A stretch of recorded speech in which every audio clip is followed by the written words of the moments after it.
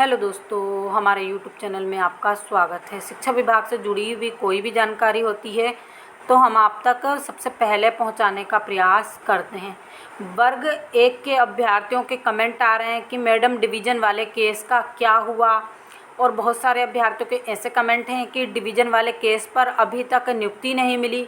क्या नियुक्ति मिलेगी, क्या उसकी काउंसलिंग होगी या उसके लिए कोई लेटर वगैरह जारी किया जाएगा। तो देखिए, हम आपको बताना चाहते हैं जो डिवीज़न वाले अभ्यर्थी हैं। तो पहले सभी अभ्यर्थियों को डिवीज़न वाले केस का मालूम है, क्योंकि डिवीज़न वाले केस के कारण ही वर्ग 1 2023 की भर्ती जो सेकंड काउंसलिंग थी उस पर रोक लगी है। तो इसलिए ये मुद्दा काफ़ी चर्चाओं में रहा और सभी अभ्यर्थियों को मालूम है कि डिवीज़न वाला केस क्या है।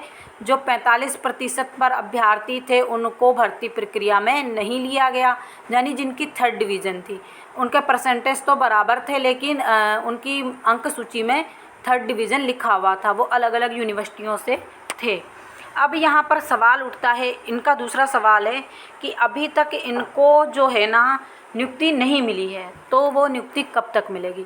तो हम आपको ये बताना चाहते हैं कि आप लोगों को विभाग नियुक्ति नहीं देने वाला। जो 848 कैंडिडेट है ना, आपको नियुक्ति विभाग फ़िलहाल तो हमें यही जानकारी है। चाहे तो आप DPI जाकर स्वयं भी पूछ लीजिएगा, क्योंकि जो हमें DPI ने बताया वो जानकारी हम आपको बता रहे हैं। क्योंकि आप अभ्यर्थियों के बहुत पहले से कमेंट आ रहे थे, तो अब की बार हम लोग गए थे तो ये भी पूछा था। तो यहाँ पर यही जानकारी निकल कर आई है कि जो DPI है उन्होंने सुप्रीम कोर्ट में जो ये 448 कैंडिडेट हैं, इनका फैसला आया है जिसमें इनको जीत मिली है, उसके विरुद्ध उन्होंने सुप्रीम कोर्ट में याचिका लगा दी है। इसीलिए अब जो है विभाग इस पर कोई भी काउंसलिंग नहीं करवाएगा, ना इन अभ्यर्थियों को लेगा जब तक सुप्रीम कोर्ट का फैसला नहीं आ जाता है।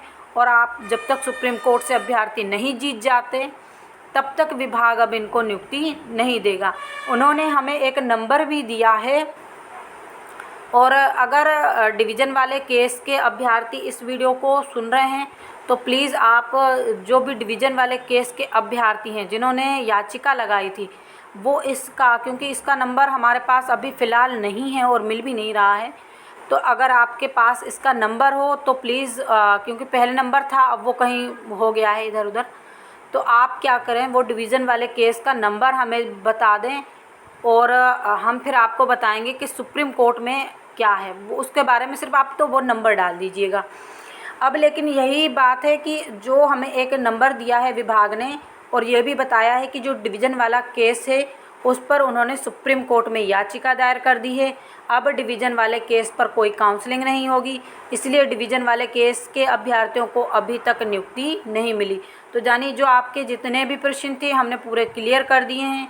अब डिवीज़न वाले केस का आगे क्या होगा और अभ्यर्थियों को क्या करना पड़ेगा, ये तो बाकी जिन्होंने केस लगाया उनके पास भी लेटर पहुँच जाएंगे, क्योंकि पार्टी तो वही है केस की, और उसके बाद वो सब प्रोसीजर आपका रहेगा। लेकिन यहाँ पर विभाग ने पहले हाई कोर्ट से कहा था कि हम पूरी लिस्टें नहीं बनाना चाहते हैं, आप जो फैसला सुनाएंगे हम, पहले तो विभाग ने शुरू में कहा था हमारे पास पद ही नहीं है क्योंकि भर्ती पूरी समाप्त हो चुकी है। उसके बाद हाई कोर्ट ने कहा आप पद सृजित करके इनको नियुक्ति दीजिए, तो विभाग एग्री हो गया। उस वक्त उन्होंने कहा ठीक है, लेकिन बाद में विभाग ने इनके साथ छल करते हुए सुप्रीम कोर्ट में याचिका लगा दी और इनको जो 448 कैंडिडेट हैं इनको नियुक्ति नहीं दी।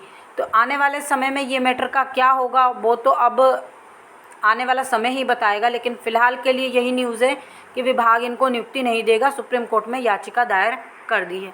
तो इसी प्रकार की जानकारी के लिए हमारे साथ बने रहिए। जो लोग हमारे चैनल पर पहली बार विजिट करें प्लीज़ चैनल को भी सब्सक्राइब कर लीजिए, वीडियो को अधिक से अधिक लाइक कीजिए, शेयर कीजिए। Thank you.